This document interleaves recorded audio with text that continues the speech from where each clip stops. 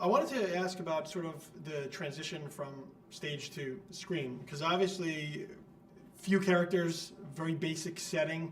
How did you find, I guess, especially having worked on the material before, transitioning from a very more, an intimate setting to something a little bit more almost four-dimensional, I guess, in the film world? Well, actually, it felt reversed. It felt that we went to an intimate setting from the stage, which is, I mean, everybody sees everything. Mm-hmm. And so we got to a place where we really could simply focus on each other, and see what the truth in the other actor's eyes and try to give back the truth in your eyes. And Denzel was able to bring the camera in and make such incredible selections, you see. That's the thing. It seems so effortless when you watch it, but I mean, it's painstaking time that he took to say, what do you see when you hear this? And, when does the camera stay on this person? When does the camera go over here to see how it's being received? And he told a story, and he and the cinematographer just give you an incredible, and the fact that it's in Pittsburgh, all that. You're in the world of the play, of the world of the screenplay, and because also August wrote both, so he wrote the screenplay and he'd written the play. So, it was just a beautiful, beautiful thing to wrap yourself up in. One of the sort of key components of this, the story, the film, the play, the entire work, is resentment. Resentment is this very toxic emotion that really infiltrates all of the relationships in the play, starting with Troy and sort of working their way out. When you're sort of dealing with these characters and examining them and really having to dig deep into this dark anger that a lot of them have and share with him, how hard is it to really get into the headspace of those characters to tap into this very ugly sort of feeling that they have? And if you don't mind, brother, first of all, you start with the love. Mm. See, the only reason there can be that kind of depth of what you call resentment is because there's this incredible amount of love. They all love each other. There are no strangers this is happening to. This is happening to people who love each other. So you have to start there, because if you don't have love, you can't feel betrayed, you can't feel wronged in any way. And the more you tap into that. So that's one of the keys. But the other thing is, again, the words are there. August Wilson has it right there for you.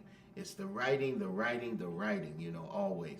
And in the hands of an incredible group of artists who, would not want to be anywhere else but there.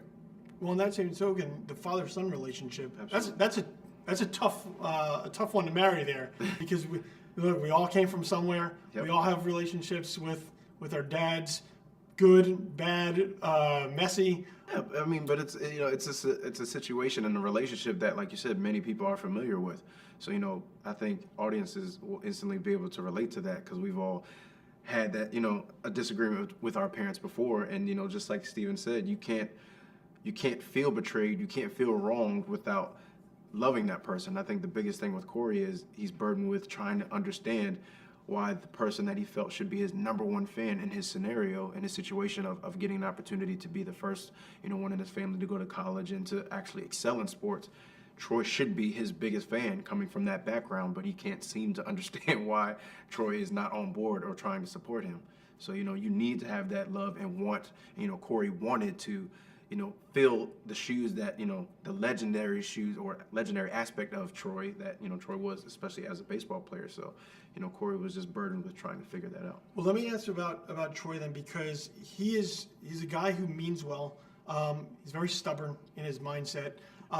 Is he self-destructive? It's interesting, because we had a talk back with an audience at Morehouse College a few days ago, and this woman came up with this wonderful thing. She said that Troy is both the protagonist and the antagonist in this show, and it's so true. That he is sometimes his own worst enemy, but and the society that made him that, the fact that his dreams were sort of crushed in terms of the not being able to play in the majors and that. It's really interesting. Troy is such an incredible person that we all orbit around.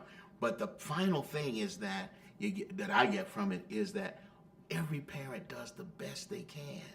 His best is what you see, and his best might be, for some people, is way short of the mark, and for others, they say, well, that's as much as he had to give, you know what I mean? Because he's the guy he is. But that's the takeaway I get is that, and as a parent, when you're a child, you never felt like you got enough, and when you're a parent, you never felt like you're giving enough. So, you give the most you can. Thank you guys very much. Absolutely. I appreciate it. Thank you.